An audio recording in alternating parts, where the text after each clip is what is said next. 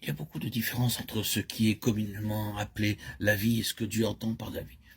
Et c'est la raison pour laquelle j'ai lu ces fragments au sujet du sel. Vous êtes le sel de la terre, mais si le sel perd sa saveur, avec quoi la lui rendra-t-on? Il ne sert plus qu'à être jeté dehors et foulé aux pieds par les hommes. Matthieu 5, 13.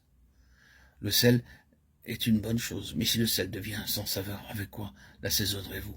Ayez du sel en vous-même. Marc 9, 50. Et du sel à discrétion. Esdras 7, 22. Cette vie dont nous parlons a en elle un élément.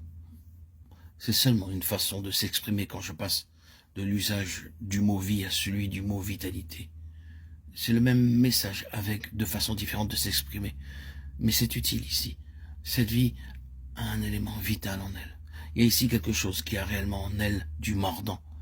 Nous parlons parfois de choses qui ont en elles du piquant.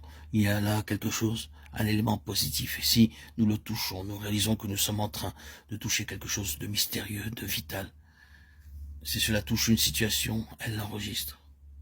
La situation, c'est qu'elle a été touchée par quelque chose. C'est cet élément qui est représenté par le sel. Or, le sel est une chose très intéressante dans la Bible. Vous remarquez que nous avons cité une portion du livre d'Esdras. Esdras, bien entendu, précède Néhémie. Esdras et Néhémie travaillent ensemble au même but. Ils sont tous une part d'un tout. Esdras a dû principalement s'occuper de l'embellissement du temple, après qu'il lui était rebâti, de certaines réformes et du rétablissement de la parole de Dieu. Mais lorsque Dieu agit souverainement conformément aux premières paroles du livre d'Esdras, afin que s'accomplisse la parole de l'Éternel prononcée par la bouche de Jérémie, l'Éternel réveilla l'esprit de Cyrus, roi de Perse, qui fit faire de vive voix et par écrit cette publication dans tout son royaume, accordant la liberté, toute provision et toute facilité à ceux qui volontairement choisir, non par loi ou par contrainte, mais d'un cœur spontané de retourner à Jérusalem. Il y avait parmi toutes ces merveilleuses mesures prises par le roi cette chose étrange. Donnez-leur ceci et cela en abondance, de l'argent, de l'or et toutes les autres choses, et puis ceci, et du sel à discrétion, du sel sans limite. C'était en vue de quoi? Eh bien, voyez-vous, le sel est synonyme de vie.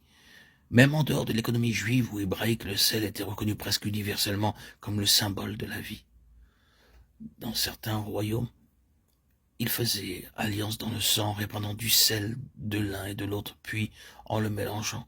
C'était une alliance dans le sang entre deux peuples ou deux communautés. Dans d'autres royaumes, ils prenaient du sel et le mélangeaient, faisaient alliance dans le sel. Mais les deux choses avaient la même signification. Le sang et le sel représentaient la vie. Sans sel, aucun sacrifice n'était considéré par Dieu comme acceptable. Cela signifiait dans la conception de ces temps-là que Dieu n'accepterait jamais un sacrifice mort. Tout sacrifice offert à Dieu devait être vivant. Certes, l'animal était immolé et virtuellement il était mort. Mais le sel démentait la mort, niait qu'il était mort, lui accordait ce que quelque chose, cet élément vital qui faisait de lui un sacrifice vivant. Le Seigneur Jésus a dit, vous êtes le sel de la terre, Matthieu 5, 13. Et Paul dit, je vous exhorte à offrir vos corps comme un sacrifice vivant. Romains 12, 1. Salé de sel fut une expression du Seigneur Jésus. Marc 9, 49. Du sel à discrétion. Ceci se trouvait dans le témoignage de restauration de Néhémie. Voilà la vie plus abondante. La vie abondante, c'est là le témoignage que le Seigneur cherche. Cet élément vital, vous êtes le sel de la terre. En d'autres termes, vous êtes la vie même dans ce monde mort, en dépit de toute la mort qui se trouve ici-bas et tout ce qui concerne Dieu est dans la mort. Seuls les chrétiens le savent, mais ils le savent vraiment. Si nous sommes réellement au Seigneur, nous savons combien ce monde est mort. C'est la mort tout autour. Le Seigneur dit, au milieu de tout cela, vous êtes la vie même de ce monde environné par la mort. Vous êtes la vie du monde, vous êtes le sel de la terre. Soyez salés de sel, et du sel en vous-même. Soyez vivants pour changer à nouveau la façon de s'exprimer. Soyez vitaux.